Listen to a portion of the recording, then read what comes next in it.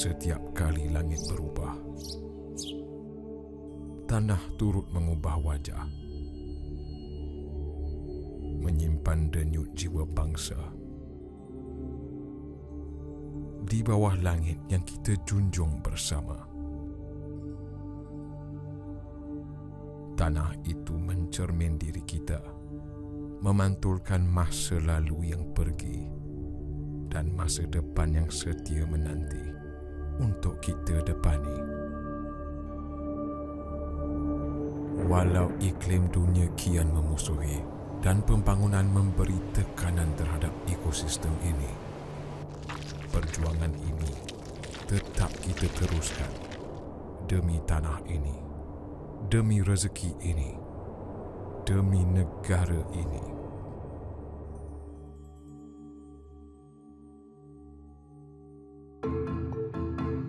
Apabila pesawah dan pengerusi mada berbicara, yang bertemu bukan dua insan semata, tetapi dua jiwa yang sama memikul tanggungjawab negara. Seorang hidup setiap hari dengan lumpur di kaki, seorang lagi memikul amanah yang berat di dalam diri. Namun tekad mereka tetap bersatu jua bahawa tanah ini mesti terus memberi makan kepada seluruh bangsanya.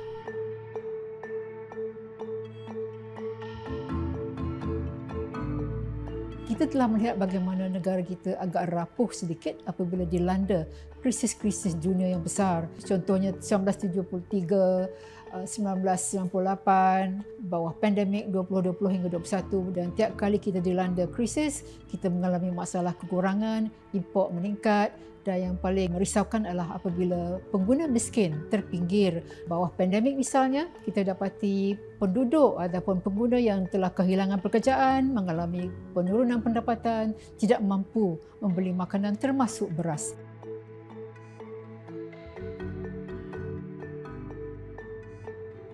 Apabila kerajaan Datuk Seri Anwar Ibrahim Malaysia Madani ambil alih pentadbiran Putrajaya, di antara perkara yang paling fokus yang Perdana Menteri nak adalah reformasi. Dan dalam konteks kementerian, yang berhormat Datuk Seri Mohamed Shabu sebagai Menteri KPKM adalah di antara kementerian yang paling awal menyambut hasrat reformasi Perdana Menteri. Dan reformasi ini dijelmakan di dalam 12 inisiatif yang disebut sebagai gelombang padi.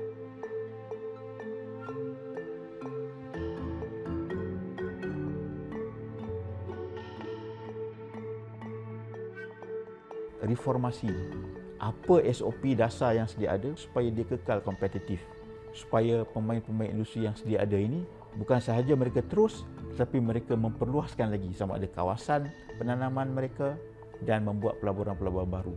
Dengan cara ini maka kita akan dapat mencapai SSR yang lebih tinggi lah. Yang kedua adalah dari segi cabaran kita untuk memastikan kos input itu kekal, terjangkau dan boleh munasabah lah. Pesawah berdiri sebagai tulang belakang negara.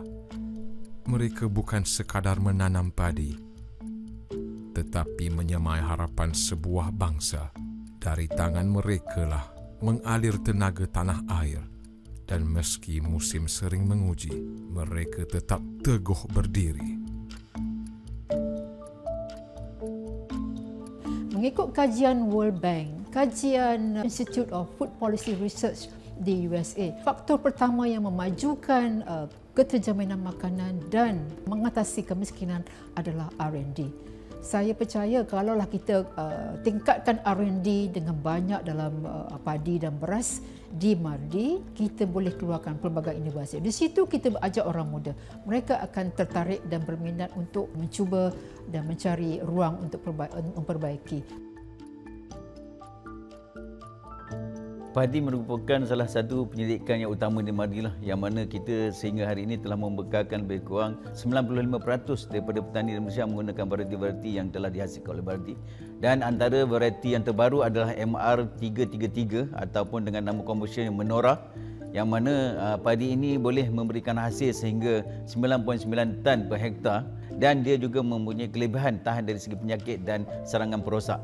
Padi ini juga memberi hasil yang agak memuaskan dan telah pun ditanam di beberapa kawasan Malaysia, dan insya-Allah pada tahun 26 ataupun tahun 2027 kita akan memperkembangkan lagi keluasan untuk penanaman varieti MR333 ini. Sistem yang terbaru ni dia ada sistem tanaman padi 2 tahun 5 kali. Dan sistem ni mancing pun mengharap akan berjaya, dan kalau berjaya ni mana hasil kita akan cukup. Di utara tanah air, Mada menjaga jelapang negara, setia bersama pesawah dari musim ke musim, dari masa ke masa. Setiap peladang Mada akan mendapat lebih daripada RM4,700 seorang per hektar. Itu satu musim. Subsidi baja semua free. Dan baja ketiga juga di bawah SIPP disumbangkan oleh kerajaan. Tapi baru-baru ni, dalam bajet baru ni, kerajaan memperuntukkan RM50 setiap hektar untuk subsidi pembajakan. Tambahan kepada setiap pengeluaran 1 tan yang diangkat, yang ditingkatkan kepada 500 daripada RM360 dahulu. Jadi bantuan subsidi ni dia membantu dari segi kos. Masa kos hari ni dalam tanaman padi ni meningkat.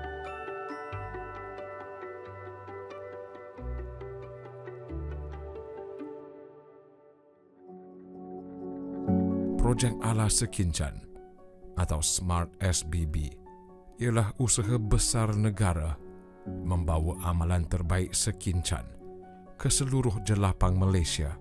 Ia lahir dengan hasrat memodernkan sawah, meningkatkan hasil tuaian, dan satu hari nanti memastikan bekalan beras negara tidak lagi bergantung kepada import. Perjalanannya bermula melalui program perintis Mini Sekincan di Kampung Lat Seribu, Perlis dan Air Hitam, Kedah, meliputi 187 hektar. Sistem arah Sekincan sebenarnya ialah kami membuat sawah di Sekincan, mengamalkan cara-cara tepat untuk menjaga sawah dengan teliti. Kemudian kita bawa kepada secara besar-besar untuk mengawalkan penjagaan di sawah. Kejayaan rintis ini menjadikan Smart SBB sebagai model nasional. Programnya diperluas ke Pendang di Kedah dan kini melangkah ke Sabah dan Sarawak. Program ini turut menarik generasi muda yang melihat pertanian bukan lagi sebagai warisan semata-mata, tetapi peluang baharu didukung mesin, data dan teknologi moden yang menjadikan sawah lebih efisien dan berdaya saing. Smart SBB adalah langkah besar negara, usaha memperluas lebih 150,000 hektar sawah, usaha memodernkan penanaman padi, dan usaha memastikan masa depan beras Malaysia kekal terjamin untuk generasi yang akan datang. Tanah sawah itu adalah insurans kepada keterjaminan makanan sesebuah negara. Seperti mana juga insurans, ia perlu premium. Jadi kalau kita ada persepsi begitu, kita akan nilaikan sawah itu sebagai insurans yang menentukan masa depan keterjaminan makanan.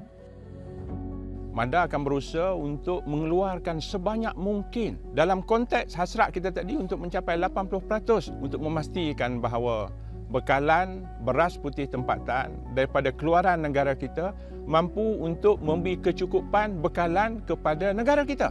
Dan satu hari nanti, insya-Allah kita mampu untuk mengeluarkan keseluruhan bekalan padi dan beras dari dalam negara kita tanpa lagi perlu kepada import daripada luar. Perjalanan padi tidak berhenti di batas sawah. Ia bergerak ke ruang ilmu, ke meja perancangan dan ke tangan mereka yang memastikan masa depan makanan negara sentiasa terjamin.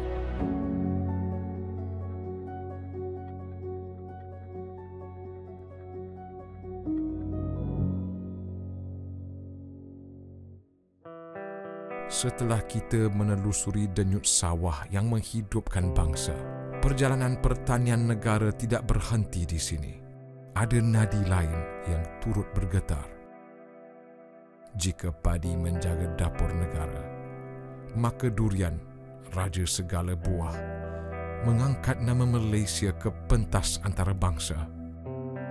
Di kebun yang subur ini, kita melihat warisan dijaga dan cita-cita dibawa lebih jauh dari tanah sendiri ke meja dunia. Di balik setiap durian yang gugur, ada tangan yang setia menjaga.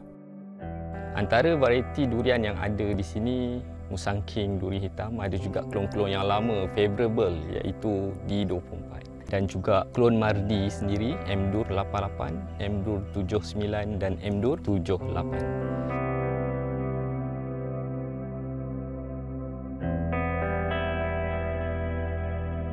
So tempat ini dah lebih dekat 10 tahun. Kita start daripada kebun durian sajalah.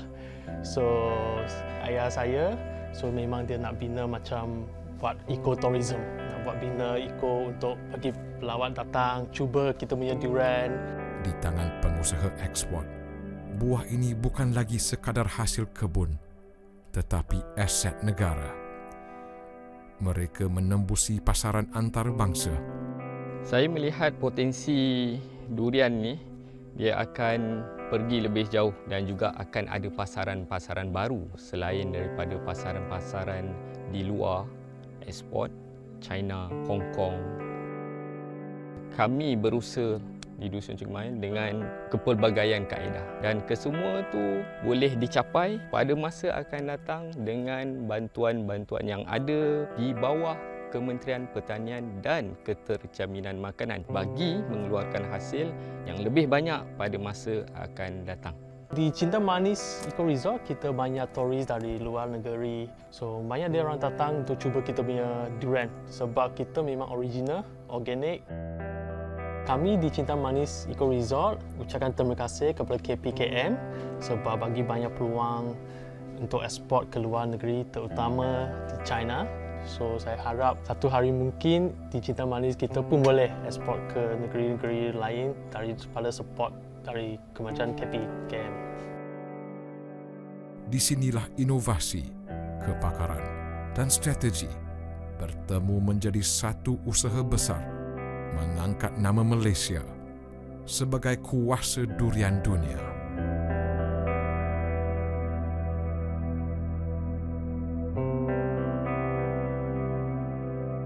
Kilang kita sudah ada di sini lebih kurang 20 tahun dan Henan adalah kilang yang pertama mengeksportkan durian ke luar negara seperti Australia dan juga macam negara ASEAN. Dengan kerjasama dari Kementerian KPKM di bawah YB Menteri, kita pun sudah berjaya membawa masuk durian kita ke Dubai dan juga Saudi Arab. Sekarang kita pun sedang berbincang sama dengan Kementerian KPKM untuk membawa durian segar kita masuk ke Taiwan dan juga ke Jepun. Durian Malaysia kini melangkah lebih jauh dengan pemeteraian protokol fitosanitari bersama China. Pintu ekspor dunia terbuka luas.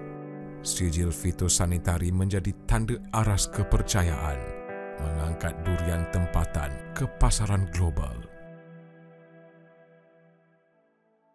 Jika durian membuka pintu dunia, nanas pula mengukir nama Malaysia dengan cara yang lebih senyap tetapi sangat berkesan. Di tanah yang pernah dianggap gersang, tumbuh barisan nanas yang teguh dengan varieti premium MD2 yang kini menjadi sebutan di pasaran global. Dan di sini sekarang saya telah ada sebanyak 230 hektar keluasan ladang dan kita akan memperluaskan lagi sampai tahun 2027 kepada 500 hektar lah. Tahun lepas kita tengok 2.7 bilion hasil pendapatan pertanian. Separuh daripadanya adalah daripada hasil industri nenas. Kalau kita nak lihat permintaan nenas sekarang ni terlalu tinggi. Tahun lepas kita satu Malaysia permintaan nenas sebanyak 4,000 TEU. Tapi kita hanya dapat membekalkan setakat ni 800 TEU.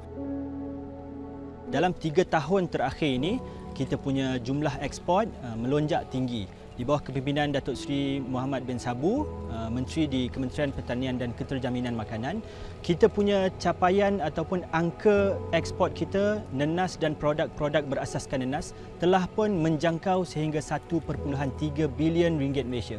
So ini satu pencapaian yang sangat tinggi dan tentulah hasil usaha daripada peringkat kementerian dan juga di peringkat Lembaga Perindustrian Nanas Malaysia sendiri.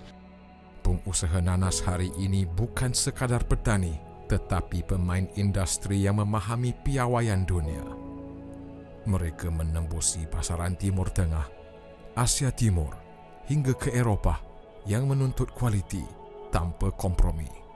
Setakat hari ini, KPKM memberi bantuan yang amat baiklah kepada petani-petani dan pengusaha-pengusaha industri nenas. Datuk Ahmad Sabu daripada Menteri Pertanian kita pun pernah datang sini dan melihat macam mana industri nenas ini berkembang, dan dia juga menyuntik semangat pada petani-petani dan memberikan saranan supaya kita memperluaskan lagi ladang. Bila mana satu orang pekebun mendaftar sebagai pekebun nenas, kita akan berikan dia bantuan suluh ataupun benih secara percuma. Ini subsidi lah kepada mereka semua untuk mulakan penanaman. Kita juga membekalkan bimbingan, kelas-kelas, latihan-latihan untuk mereka mengetahui kaedah penanaman yang betul-betul up to the standard untuk menghasilkan buah yang berkualiti. Dan begitulah perjalanan nanas Malaysia. Daripada tanah yang sederhana, lahir buah yang luar biasa.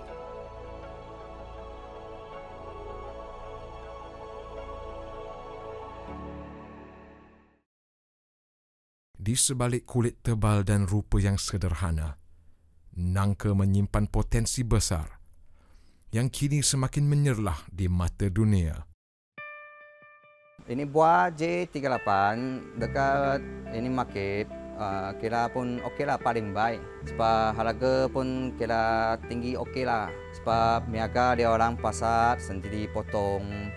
Dia orang niaga potong pergi jual masuk market pun okey. Dari kampung kecil hingga ke kilang, nangka Malaysia melangkah ke pasaran China, Korea, Jepun dan Asia Barat.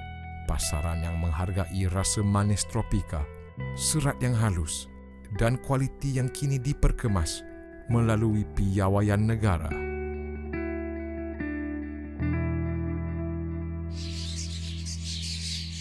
Sarang burung walit bukan sekadar komoditi. Ia adalah industri bernilai tinggi yang menuntut ketelitian, pematuhan piawaian dan hubungan perdagangan antarabangsa yang kukuh.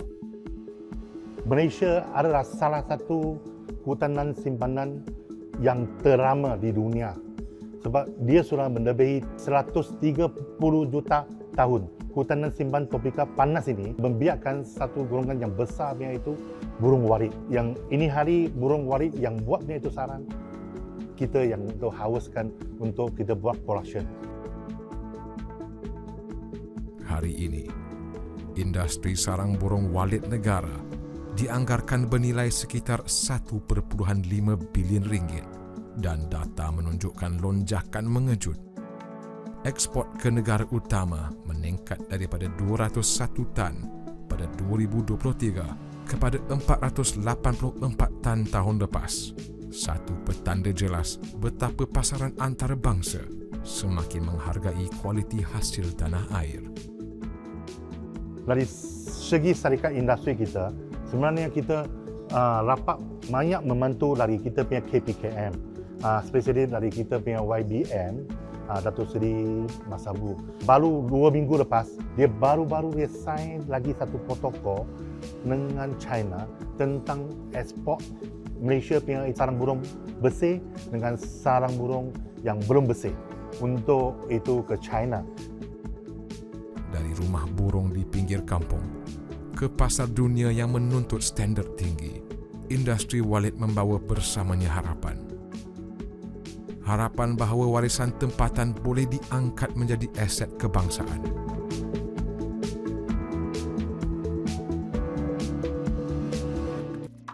Ia mungkin kelihatan kecil, tetapi bawang adalah nadi yang menghidupkan dapur setiap rumah.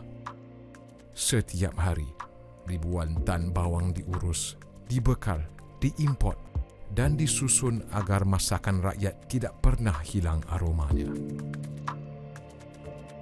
Mardi telah pun membuat saringan kepada beberapa jenis variety untuk menilai sama ada variety bawang itu sesuai di Malaysia, iaitu BAW1, BAW2 dan BAW3.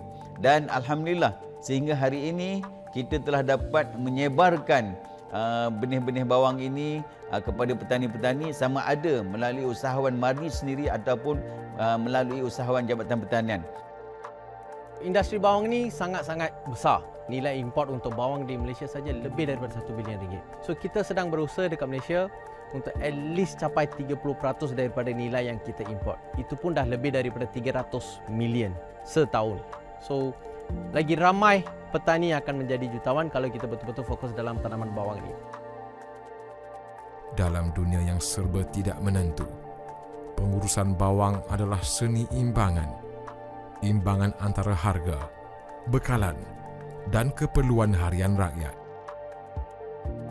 So far kita dah try dalam tanah liat, tanah mineral, tanah pasir juga. Hasil yang kita dapat bawang yang kita harvest tu, dia lagi segar kalau compare dengan yang kita dapat dalam pasaran tu.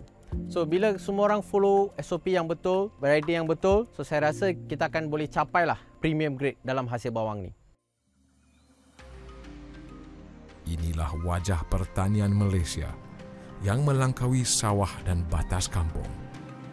Ia wajah yang berbicara tentang daya saing, tentang keberanian meneroka pasaran dunia, dan tentang usaha seluruh ekosistem untuk memastikan rezeki negara terus mengalir tanpa putus untuk generasi yang mendatang.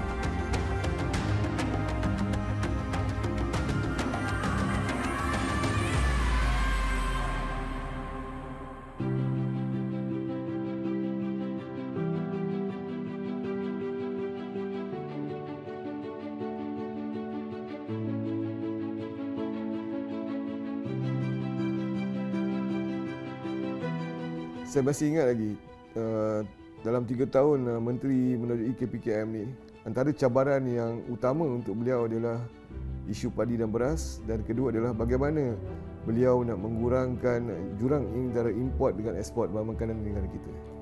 So bila bercakap soal bekalan makanan, Logi, perkara yang selalu tekankan oleh Menteri ialah bekalan mesti cukup dan nasib pesawah mesti terus dibela.